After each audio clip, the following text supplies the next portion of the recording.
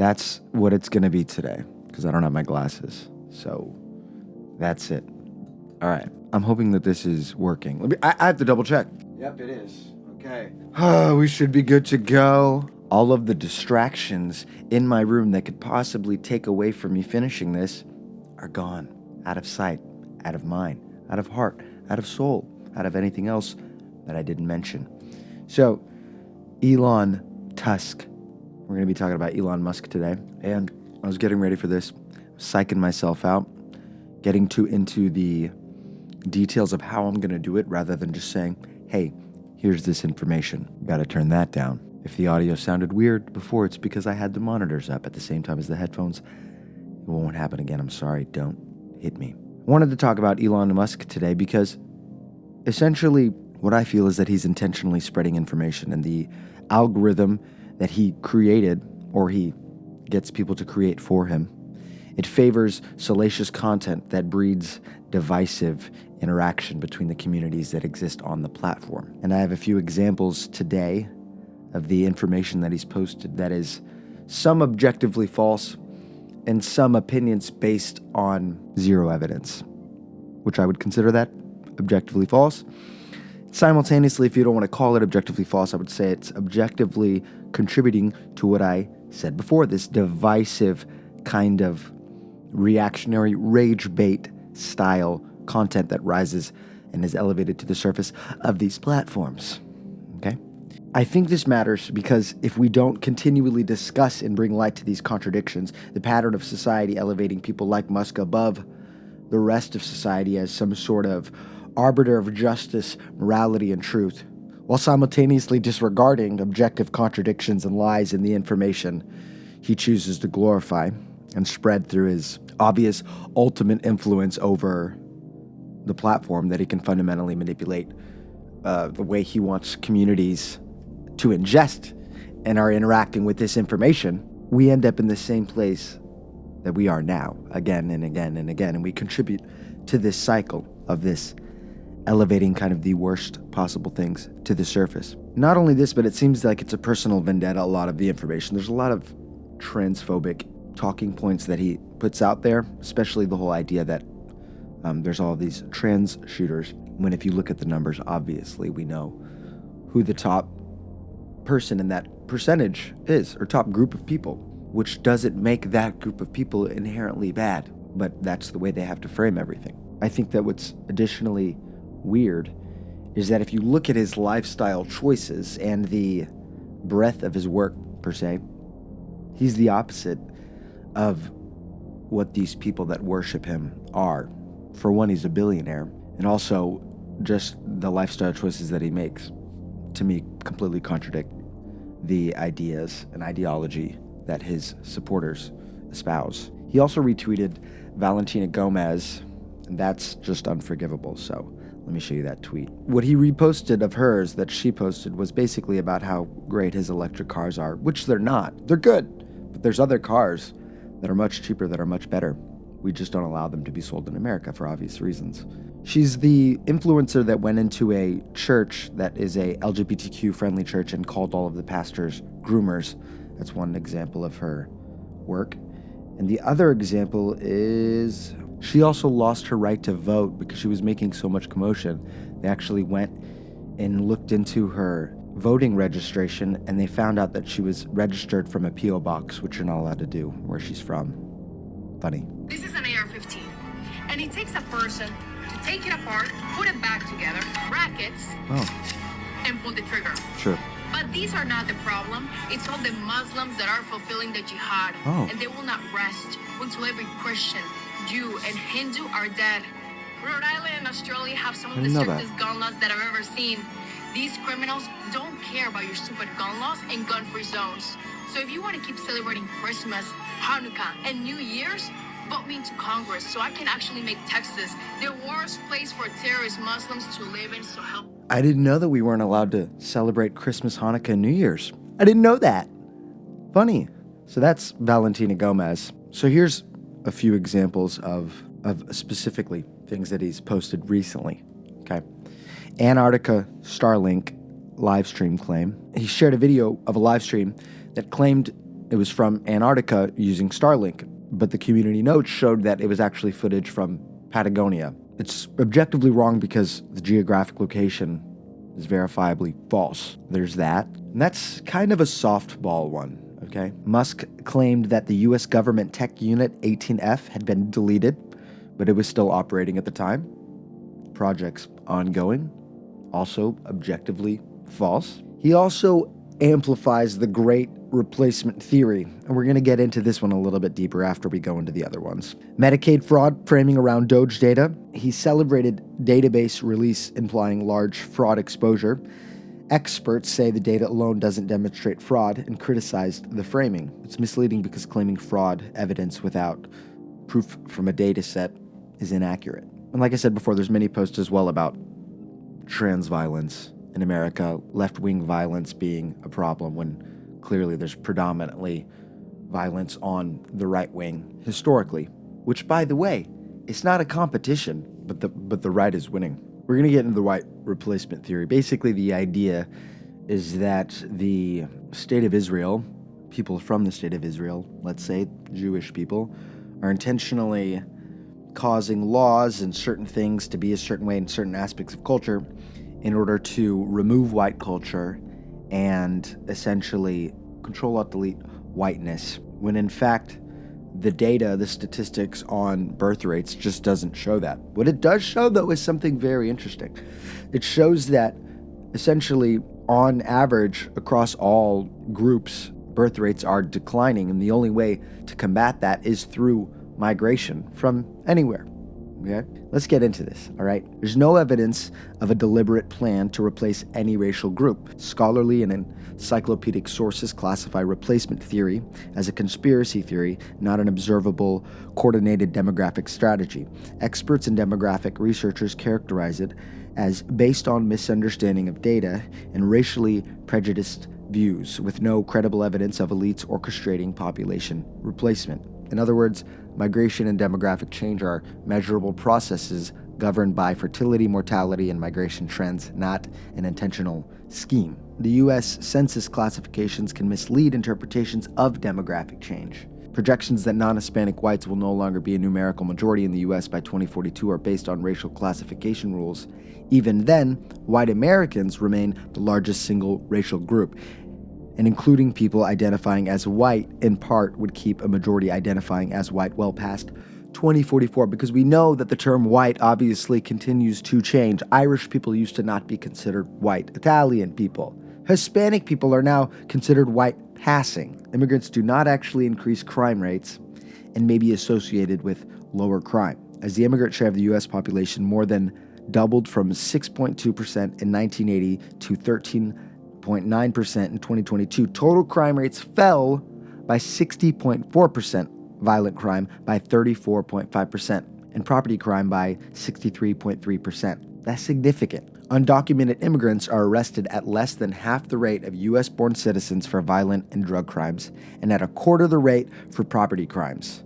That's some Texas data right there. Since replacement theory proponents often link immigration with higher crime to justify fears, this statistical pattern directly contradicts that claim. Immigrants are less likely to be incarcerated than U.S.-born people. Long-term research shows immigrants, including undocumented, are consistently less likely to be incarcerated than U.S.-born citizens, about 60% less likely based on incarceration data over 150 years. Huh? This again contradicts fears fed by replacement narratives about immigrants being more criminal or disruptive. There you go. Declining fertility rates occur across racial and ethnic groups.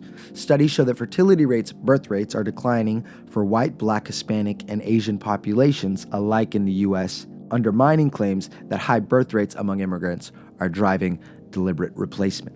Replacement theory often hinges on the misleading idea that immigrant groups sustain much higher birth rates indefinitely. Real data doesn't support this simplistic assumption. Raw number of birth rates versus rate per woman. White births can be the most common in count simply because white Americans still make a large share of the population, but fertility rates, a fairer measure of birth propensity, are not the highest for white women.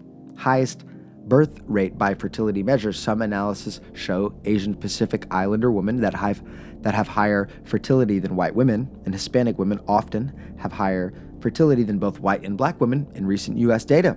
All groups below replacement level. Across groups, fertility has declined and is below the level needed to sustain a population without immigration. And guess what? You're lucky, because at the rate we're doing, Hispanic people will basically be white in like 20 years. So that'll just increase the number even more. So you have nothing to be scared about, right? I'm just kidding. Well, no, I'm not kidding. You literally have nothing to be scared about. You're not going away. It's okay. White people do not have the highest average birth rate in the U.S. when comparing fertility rates per woman. Other groups, notably Hispanic women, and in some data, Asian Pacific Islander women, show higher fertility rates. Fertility rates have declined for most groups and are below replacement level, meaning no group is producing enough births per woman to sustain population without migration. Here's what I want to point out. I'm not here to tell you that white people aren't having that many kids, or that Hispanic people don't be having a lot more kids than white people. What I'm saying is that what you think is happening, all this stuff that you're attaching to something that's just naturally occurring and not really affecting your ways of life, your comfortability, let's be real, it's just not true. It's just not. And I hate having to see so many people sugarcoat this for people or kind of fence sit on this. It's just not a realistic thing that's happening, because simultaneously being white is not an actual thing. It's a social construct that we've created that is malleable and changes over time, as you all know. Let's get into a little bit more data for you, because I don't want to just sit here and pontificate about this stuff like an idiot. According to the CDC, the U.S. total fertility rate in recent years has been around 1.6 children per woman, well below 2.1. That means if 100 women have an average of 1.6 children each, the next generation will be smaller than the previous one unless migration adds people, like we were talking about before. If fertility rates stay below 2.1 long term and there's no immigration, the population will gradually shrink, age significantly, more elderly, fewer young workers, experience economic strain due to fewer workers supporting more retirees. This pattern is already visible in countries like Japan and Italy, which have very low fertility and shrinking populations. And what does this mean when we apply it across racial and ethnic groups? When we say no group is producing enough births per woman to sustain population without migration, it means that white, black, Hispanic, Asian groups in the U.S. are all averaging below 2.1 children per woman. So demographic growth in the U.S. overall is increasingly driven by immigration. Differences in age structure. Younger populations have more birth rates simply because they have more women in childbearing years, okay? Intermarriage and multiracial identification. The ambiguity of race. It doesn't mean that any group is rapidly outpacing others via extremely high fertility. All groups have seen declines. We all need to start doing our part. And to be honest, the only people that I see openly advocating for having a lot of children are influential white people like Elon Musk, Jeffrey Epstein, that kind of billionaire, gotta spread my seed type thing, which I guess is okay. It seems odd to me that you're trying to have all of these children, but you're not really participating in any of their lives. The only life that he seems to be participating in publicly is their trans daughter that he publicly just completely disowns and continues to shame and embarrass. It's very sad and unfortunate. There could be a beautiful blossoming relationship between a father and daughter, and it could bring light to Elon things that he wasn't aware of about that community before, but instead he chooses to disown his daughter. It's very strange to me. It's very sad. But like I was saying, I'm not sure why though someone like that is simultaneously pushing this idea that there's all of these other people that are secretly trying to do that when you're openly just trying to do it. And it's obvious, and the numbers show that you have nothing to worry about. There's something strange about that to me. If your takeaway from this is, so technically, percentage-wise, white people are declining, and also our culture is being shifted because of the people that come. First of all, you've already shifted the goalpost from what the claim originally was. Secondly, culture is a malleable thing that shifts over time. And you can't place culture on a community of people. You create a sandbox, you create rules and regulations, which we have, and it's worked. And then you let what happens in the sandbox essentially rise to the surface, unless you circumnavigate that process and you try to inject that information from the top down, which is something that happens on the right a lot, unfortunately. And it can happen on the left. But what I see more of, personally, is that on the right, information seems to come from the top down. So whatever the president says, whatever these people with these big opinions and influence and intentions over the masses, whatever they say, the people below them they ingest it, they spread it out, and then the followers of those influencers additionally spread that information to their small bubbles and communities. On the left, what I hope to see is a group of politicians and public servants trying to work together to reflect what's actually happening within the mass community of people that they are having this influence over. So rather than only doing what's favoring this small minority of people that have a lot of the money, unfortunately, they do what can benefit everyone collectively. That seems more important to me, just from a broad perspective. And because of that, the culture of the left comes from the actual people. That's what feels more authentic, and it doesn't feel as cultish, I would say, and uniform. There's another person that I want to talk about eventually, Dr. Karen B., who accuses the left of being organized. And what I find interesting is that that's one of the worst qualities about the left, is that they are very unorganized. And I want to get more into that eventually. But what I do believe is that what we're seeing is intentional informational viruses being spread within people's minds, and their minds have already been primed to receive this information. So at this point, I don't know what to do about it other than having conversations like this. I believe that it's important to talk about these things in order to pull this information apart so that other people might hear this information and it might spread, and these ideas can get better, and then people who have actual influence can implement these ideas, and we collectively can grow as a species and a community and figure things out from a more reasonable perspective based off of competence and not based off of emotion. That's just how I feel. Like I said, there's plenty of other instances of things that he's promoting that are clearly false. You can just look it up, and a lot of times it's community noted, which is what's so strange, is that you see him post something that is objectively false, then it's community noted on his own platform that's supposed to fact check these things, and he leaves it up, and then the conversations below it, it's unsettling how much they just go along with it in spite of the information clearly contradicting what they believe. It's very strange, and there's something wrong about it. Could be just a bunch of bots that he collectively lets argue and intermingle beneath all of his posts.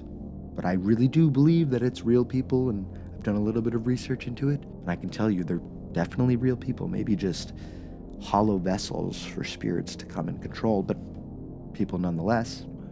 My point being is that this is just one instance of something I wanted to talk about that just objectively doesn't seem to be happening. And there's more to come. And there's more people that I do want to talk about that just say things from a very emotional perspective and don't do a lot of thinking before they speak, which I can relate to. This, in fact, is a practice of me thinking and researching before I speak, making sure that I'm not falling into any sort of ideological bubble that sways me into some sort of radical, unrealistic perception of the world.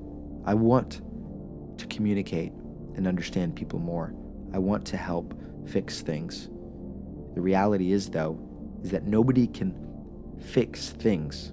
We have to approach life and make better decisions on a consistent basis rather than just figuring out some sort of answer to every problem that we have. That's just not going to happen. There's no ideology that's going to save you. There's no terminology that's going to save you. There's no compartmentalization of reality that will save you from the reality that you just have to continue to work, to have self-restraint, to have self-control, to try to live. Obviously, in some cases, you might not have the ability to do that, and it's a very different situation, and I empathize with that.